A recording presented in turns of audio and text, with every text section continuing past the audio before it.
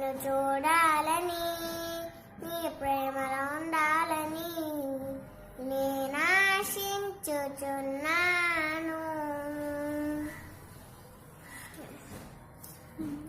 సుందరుడా అతిశయుడా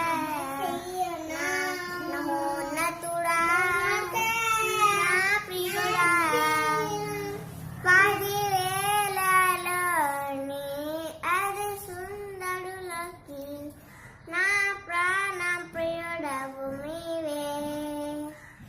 Sharon పుష్పమా లోయలోని పర్గమ నేను కొనికొంటివే. సుందరుడా అతిశయుడా మహోన్నతుడా